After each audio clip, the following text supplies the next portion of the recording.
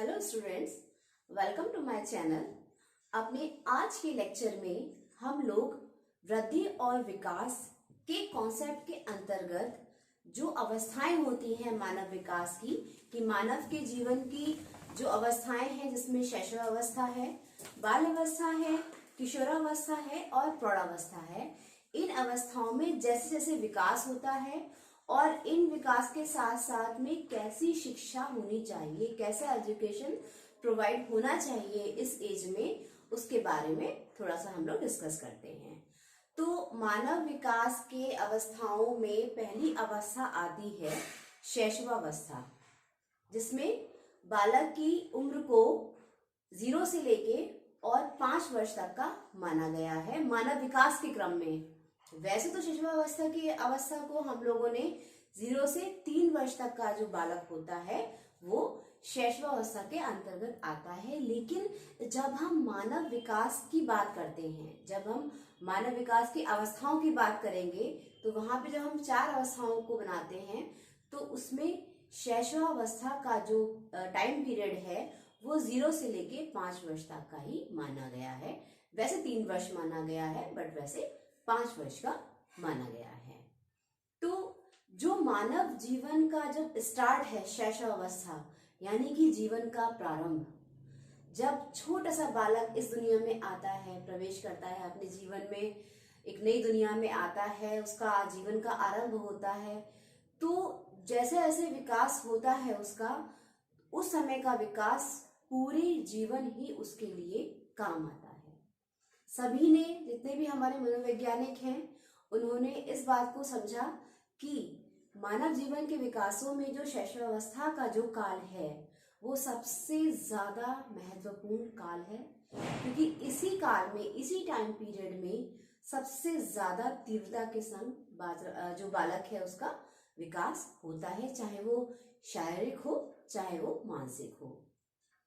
मानसिक विकास की अगर हम बात करें तो मानसिक विकास के अंतर्गत सभी लोगों ने एक्सेप्ट किया है इस बात को, रिसर्च के बाद भी ये बात एक्सेप्ट हुई है कि मानव के दिमाग का, मानव के मस्तिष्क का जो विकास है वो लगभग 5 या 6 वर्ष तक अच्छे से हो जाता है।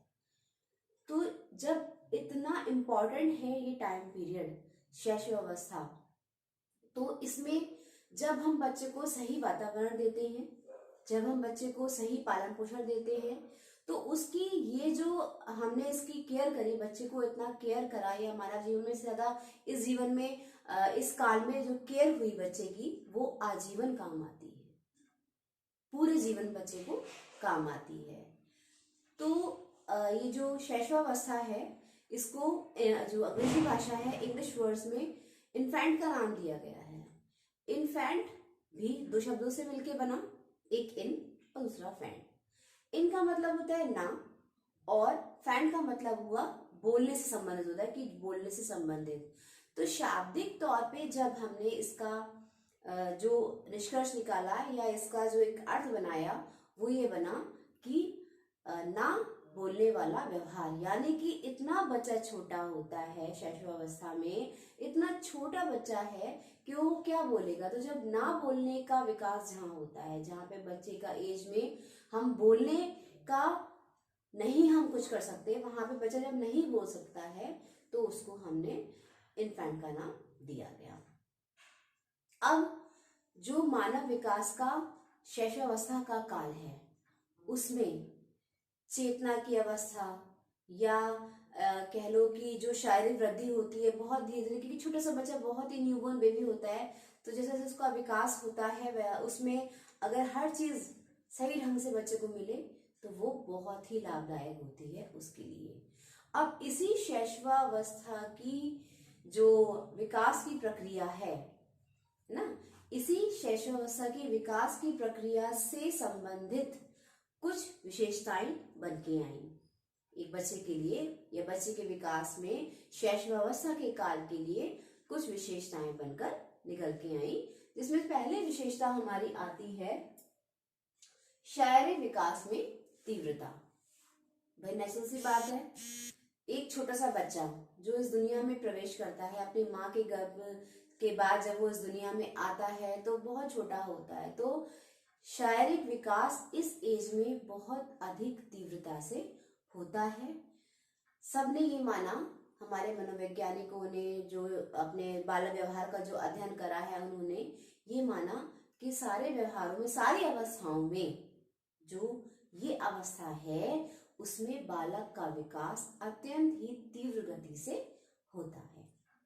दूसरी जो विशेषता आती है वो हमारी आती है मानसिक विकास में तीव्रता। बच्चे का मेंटल डेवलपमेंट भी सबसे ज्यादा इसी एज में होता है। आपने देखा होगा जब बच्चा प्ले ग्रुप में जाता है या बच्चा किसी छोटे से स्कूल में जाता है या बोर्डिंग में जाता है तो उसको किस तरीके से उसका मेंटल डेवलपमेंट होता है कि आप ये वाले गेम खेलो, कि आपको खेल खेल में हम राइम सिखा रहे हैं, खेल खेल में बच्चा नंबर सीख रहा है, खेल खेल में बच्चा अ इ ई सीख रहा है, अल्फाबेट्स को समझ रहा है। एक कोई प्ले करवाती है टीचर्स प्ले ग्रुप की, वो बच्चे को प्ले में बहुत सारे मोटिवेशन देती हैं, फ्रूट्स के लिए ध्यान रखता है, कुछ राइम्स करता है, विद एक्शन करके दिखाया जाता है। तो ये सारी ट्रिक्स आजमाई जाती हैं ताकि बच्चे का जो मेंटल डेवलपमेंट है वो बड़े अच्छे से हो सके, क्योंकि ये काल पूरे जीवन का बहुत ही महत्वपूर्ण काल होता है। फिर जो थर्ड विशेषता हमारी आती है उसमें है सीखने में तीव्रता। इस एज पीरियड में, इस टाइम पीरियड में बच्चा सीखता है। चाहे वो, आपने देखा होगा ना, बच्चे जब कोई छोटा सा होता है तो कभी गलत बात बहुत जल्द से कैच करता है। अरे कभी किसी ने कुछ कह दिया तो उसकी कॉपी कर ली बच्चे ने कि ऐसे ऐसे ऐसे। ये हम लोग मजाक मजाक में कहते हैं, भैया बाबू बाबू बताओ कि हम लोग का ये जो आंटी है कैसे आती है, तो बच्चा वो कॉपी करके बताता है, हाँ हाँ भाई आंटी ऐसे आती हैं। सीखता है बच्चा, क्योंकि वो बच्चा देखता है और उसी व्यवहार को करना चाहता है। तो सीखने की प्रवृत्ति बहुत ही ज्यादा होती है। या हमारे जो बड़े बुजुर्ग हैं या हमारे मम्मी पापा हैं, जो भी घर के फैमिली मेंबर्स होते हैं, वो जैसा काम करते हैं तो बच्चा वैसे ही काम करता है। अगर पूजा में बैठी है मम्मी या कोई भी पूजा में बैठा है तो बच्चा आके बैठ जाएगा पूजा में, हाथ जोड़ लेगा, घंटी बजाना शुरू कर देगा। मंदिर में आरती, छोटे छोटे बच्चों को हम लोग आरती सिखाते हैं, श्लोक सिखाते हैं कि बच्चे में अच्छी अच्छी आदतों का निर्माण हो। तो जैसे वो बड़ों को देखता है, चाहे वो अपने स्कूल में देखे, अपने आसपास के वातावरण में देखे, अपने समाज में देखे या अपने घर में देखे, तो वो वैसे करने को उतारू रहता है कि उसे वैसे ही करना है। कोई अगर सॉन्ग आ गया टीवी में, बच्चा बैठा हुआ है, टीवी चल रहा है या कुछ भी म्यूजिक सिस्टम चल रहा है, तो बच्चा देखता है, अच्छा ये गाना आप, ओ बच्चे को पूरा ढंग से याद हो जाता है। डांस, मस्ती, ये वो, कॉपी करना, तो हर चीज में बच्चा एक्सपर्ट होता है, क्योंकि इस एज में सीखने की जो प्रवृत्ति होती है वो बहुत तेज होती है। फिर जो नेक्स्ट विशेषता बन के आती है वो है हमारी दोहराने की प्रवृत्ति। रिपीटेशन बहुत ज्यादा होता है, रिपीट बच्चा बहुत अच्छे से करता है इस एज में। क्योंकि आप स्कूल्स में जाइए, छोटे छोटे बच्चों के आप स्कूल्स में जाइए और आप देखिए तो उसमें आपको ये दिखेगा, जब आप टीचर जब बच्चे को कराती है कोई भी काम, तो म्यूजिक चल रहा होता है तो टीचर विद एक्शन बच्चे को समझा रही होती है कि क्या है, कैसे है, बच्चा ऐसे ऐसे करेगा, A for apple, B for ये, जो भी एक एग्जाम्पल मैं आपको दे रही हूँ, तो उसमें बच्चा वैसे ही करने लगता है। अगर विद डांसिंग कोई बात बताई जा रही है तो वो विद डांसिंग करके दिखाएगा, अगर विद एक्शन कोई चीज है तो वो विद एक्शन बताएगा।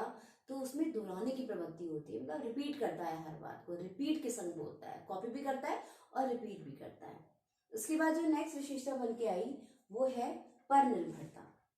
बच्चा बहुत छोटा होता है इस टाइम पीरियड में, अकेले वो कोई काम कर ही नहीं सकता है, ना उसको खाना खाना आता है, ना उसको चलना आता है, ना उसको कुछ कहना आता है। तो जो माँ होती है, स्पेशली माँ, वो बच्चे को समझती है, बच्चा रो रहा है या क्या कहना चाह रहा है, तो वैसे तो फैमिली मेंबर सब सपोर्ट करते हैं एक छोटे से बच्चे के जीवन में, पालन पोषण में, लेकिन माँ पे बच्चा बहुत ज्यादा ही डिपेंड रहता है, माँ या पापा। उस टाइम पे बच्चे को कोई चीज आती नहीं है करना, हर चीज में उसे सहायता चाहिए होती है, तो बच्चा हर चीज के लिए दूसरों पे डिपेंड होता है। खाना खाना है या कोई और काम करना है या खेलना है, चलना है, देखना है, बाहर घूमना है, जो भी है, इस समय पर निर्भरता होती है, वो बच्चा दूसरों पे निर्भर होता है। नेक्स्ट विशेषता आती है वो है स्वप्रेम की भावना। स्व प्रेम की भावना के अंतर्गत एक बालक अपने आप से प्रेम करता है, मतलब उसे अपने आप से ही प्रेम होता है। वो ऐसे करके जब बैठता है तो वो अपने आप को देखता है। कभी कभी आपने देखा होगा, छोटा सा बच्चा होता है, वो अपने हैंड लेग को ही बड़े प्यार से कुछ ना कुछ कर रहा होता है। कोई पेन ले लेगा तो चला रहा होता है, कोई भी चीज लेके, मम्मा की कोई लिपस्टिक आपने देखा होगा, बच्चा निकाल लेता है ड्रेसिंग टेबल से और वो अपना मेकअप शुरू कर देते हैं बच्चे। तो अपने आप से बहुत प्यार होता है कि वो अपने आप को अच्छा सा रखे। उसको नहीं पता हम क्या कर रहे हैं, लेकिन जो इस टाइम पीरियड का जो नेचर होता है उसमें अपने स्वयं से प्यार करने की भावना होती है। बच्चा अपने को अच्छे से रखना चाहता है, अपने को अच्छे से दिखाना चाहता है। इसकी जो नेक्स्ट विशेषता आती है वो है संवेगों का प्रदर्शन। संवेगों का प्रदर्शन करके बच्चा अपने भाव व्यक्त करता है।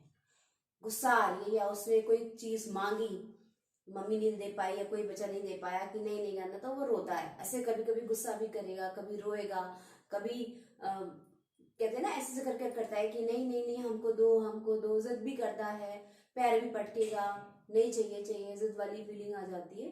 तो ये संवेग होते हैं। या आपने उसके सामने बैठे हो, दूसरा बच्चा आ गया तो आपने उसे प्यार कर लिया, तो उसको थोड़ी जेलस होती है, वो ईर्ष्या होने लगती है कि देखो मैं हूं और दूसरे लोगों को जो है सब प्यार कर रहे हैं। एक जेलस की फीलिंग आती है। या उसे कोई चीज हेट है, अब आपने उसे कुछ खाने को दिया जो उसके लिए बहुत अच्छा है और आप उसको खिला रहे हो पर उसको नहीं पता, तो ऐसे करेगा कि नहीं नहीं हमको नहीं चाहिए, हमको नहीं चाहिए। थोड़ा सा उसको ईर्ष्या मतलब कहते हैं ना घृणा वाली फीलिंग आ जाती है। उसके बाद जो नेक्स्ट विशेषता आती है शैशवावस्था में, वो है सामाजिक भावना का विकास।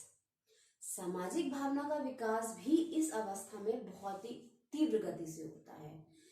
जब आप देखोगे आपके यहाँ कोई फंक्शन होता है या कोई चीज हो रही होती है, तो हम लोग कहते हैं ना कि बेटा बड़े आए हैं, या पैर छुओ, नमस्कार करो, राधे राधे बोलो, जो भी अपने हमारे संस्कार होते हैं वो हम सिखाते हैं और बच्चा करता है, सबके पैर भी छुएगा। संस्कार सिखाते हैं तो संस्कार में सामाजिक भावना का विकास भी होता है। उसके बाद जो नेक्स्ट विशेषता हमारी बनती है शैशवावस्था में, वो है मूल प्रवृत्तियों पर आधारित व्यवहार। मूल प्रवृत्तियां जो बालक की होती हैं उसके ही अकॉर्डिंग बालक व्यवहार करता है। भूख लगती है उसे, या प्यास लगती है उसे, या कोई भी उसको चीज चाहिए होती है, तो वो उसी के अकॉर्डिंग मांगने लगता है, उसी के अकॉर्डिंग उसका व्यवहार होने लगता है, उसी चीज को वो चाहने लगता है।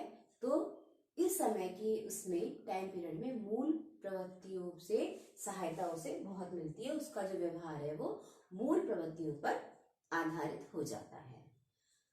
फिर जो नेक्स्ट और लास्ट विशेषता बनती है शैशवावस्था की, उसमें है नैतिक भावना का अभाव। अब बच्चा बहुत छोटा होता है, बिल्कुल छोटे बच्चे को तो भगवान का रूप कहा गया है, तो बच्चा इतना छोटा होता है तो वो नैतिकता क्या जानेगा।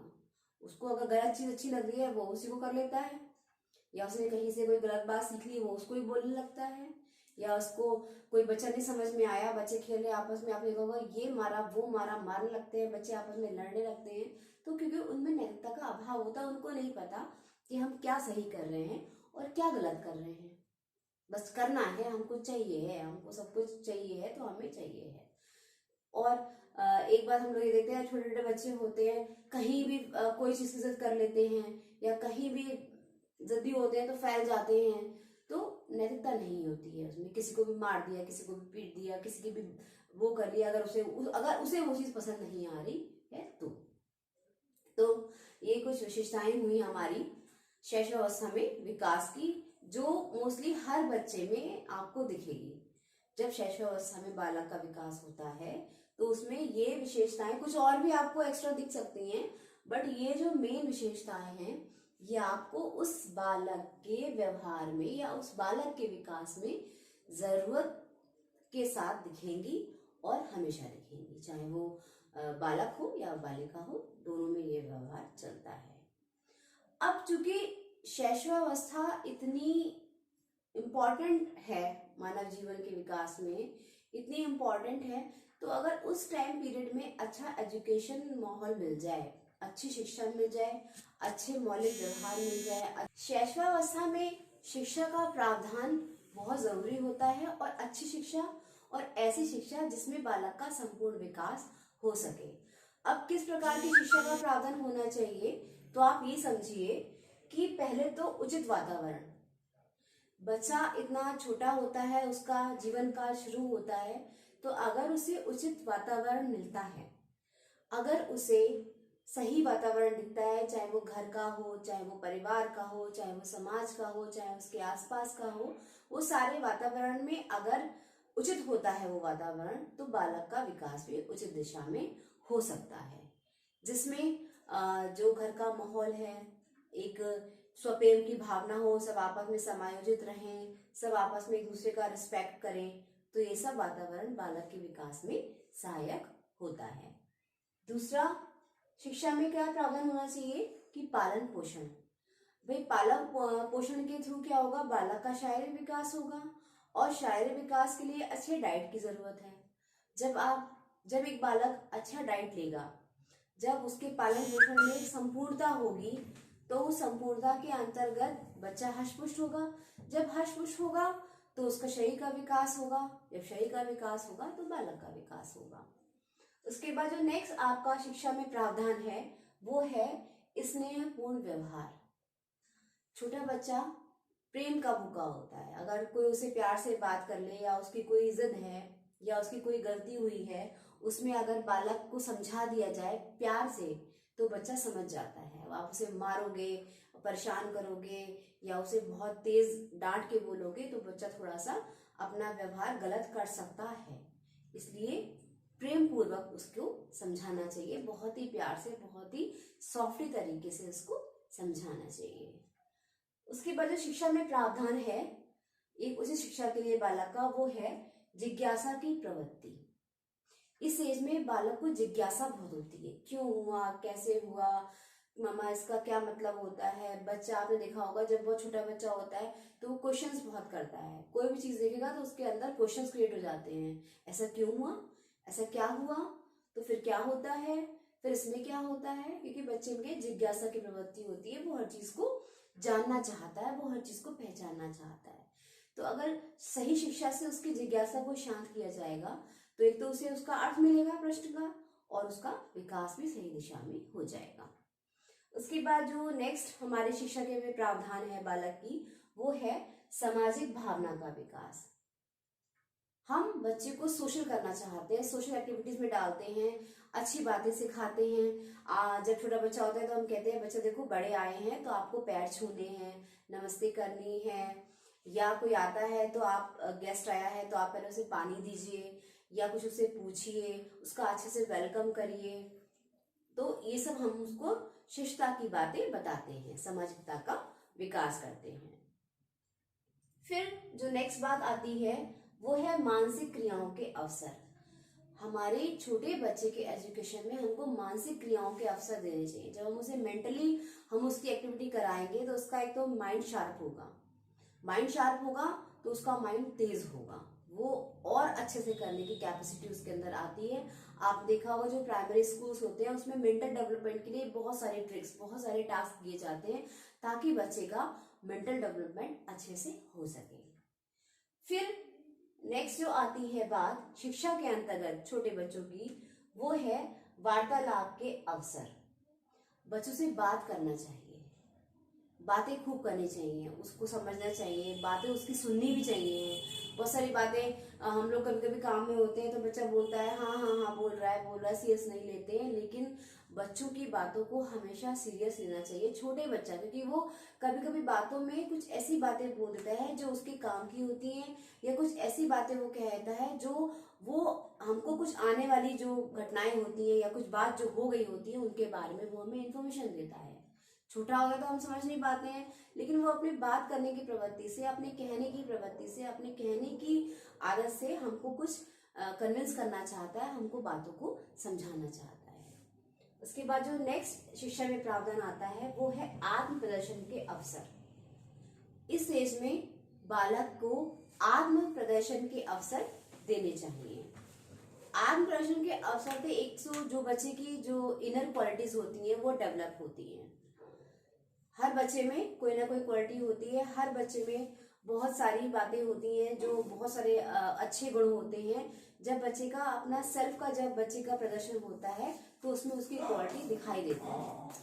छोटे बच्चे होते हैं तो अरे आप पोएम बोल के दिखाओ, अरे राइम करके दिखाओ, डांस कर लो, म्यूजिक कर लो, मस्ती कर लो, क्योंकि जो उसके अंदर की कलाएं हैं, जो उसके अंदर की योग्यताएं हैं वो डेवलप होती हैं, और डेवलप हुई है तो उसका शो होना भी बहुत जरूरी है, ताकि उसे मोटिवेशन मिले और वो और अच्छे से उस बात को कर सके। इसके बाद जो नेक्स्ट आता है हमारा शिक्षा में जो बातें हैं वो है अच्छी आदतों का निर्माण। ये जो एज है, इस एज में बच्चा हर बात को करना चाहता है और बहुत अच्छे से सीखता है, चाहे वो अच्छी बात हो चाहे वो खराब बात हो। खराब बातों को भी सीखता है। बड़े आप देखिए, कभी किसी की नकल बनानी हुई या कोई बात करनी हुई तो बच्चा हूबहू कॉपी करता है उस चीज की। अरे वो वाली आंटी ऐसे चलती हैं, अरे वाले अंकल तो ऐसे बोलते हैं, अच्छा वो तो ऐसे एक्शन करके बात करती हैं। नकल बनाता है, भी करता है, तो हम लोग को तो बहुत अच्छा लगता है बच्चा कर रहा है। लेकिन इसके साथ में अगर बच्चा अच्छी आदतों को सीख लेगा, जैसे कोई भी इंसान है, कोई भी परिवार का कोई भी सदस्य कोई अच्छी बातें करता है तो बच्चा उसको भी सीखता है, अच्छी बातों को भी सीखता है और अपने अंदर उसको अमल भी करता है, व्यवहार में लाता भी है।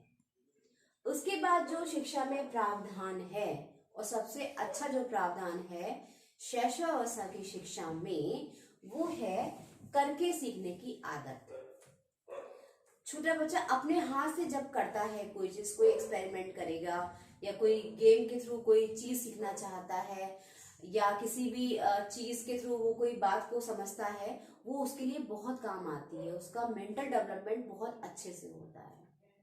हम ही लोग घर पे होते हैं, जब बहुत छोटा बच्चा होता है, आपने देखा होगा एक बहुत छोटे टॉय आते हैं छोटे बच्चे के, और बहुत पुराने जमाने से आ रहे हैं, सर्कल्स होते हैं, रिंग्स होते हैं, तो छोटा फिर उससे बड़ा फिर उससे बड़ा, उसको असेंडिंग ऑर्डर में लगाना या कभी डिसेंडिंग ऑर्डर में लगाना, कि बेटा पहले छोटा लगाओ फिर उससे बड़ा लगाओ फिर उससे बड़ा लगाओ। पहले तो हमने समझा दिया, फिर उसके माइंड में वो बात सेट हो जाती है और वो हमेशा वो रिंग्स को जो है वो छोटा फिर उससे बड़ा करके लगा लेता है, क्योंकि वो ऊपर नीचे अगर लगाएगा तो वो रिंग पूरा पिलर बन ही नहीं पाएगा, तो वो छोटा फिर उससे बड़ा करके लगाता है, क्योंकि उसका माइंड का विकास होता है, उसमें करके सीखने की आदत होती है। हमने उसे एक बार बता दिया ऐसे करना है तो वो उसको करता है, या डिसेंडिंग में लगा दिया तो वो उसको करता है।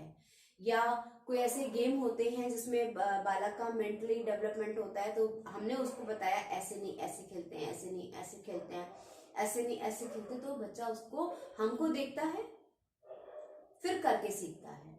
तो करके सीखने की भावना का विकास भी इस अवस्था में बहुत ही अच्छे ढंग से होता है। संपूर्ण मानव व्यवहार के, संपूर्ण मानव जीवन की सबसे महत्वपूर्ण अवस्था होती है हमारी शैशवावस्था, क्योंकि इस पीरियड में विकास तीव्र गति से होता है। जो मेरे आगे आने वाली वीडियो में है उसमें मैं आपको बाल्यावस्था, किशोरावस्था के बारे में भी समझाऊंगी, और भी जो इंडिविजुअल डिफरेंसेस होते हैं उसके बारे में भी बताऊंगी। तो अगर आपको विकास की अवस्थाओं को अच्छे से जानना है और साइकोलॉजी को अच्छे से समझना है, मनोविज्ञान को बहुत अच्छे से समझना है, तो आप मेरे चैनल को यूं ही लाइक करिए, शेयर करिए, सब्सक्राइब करिए और बातों की नॉलेज लीजिए। Thank you.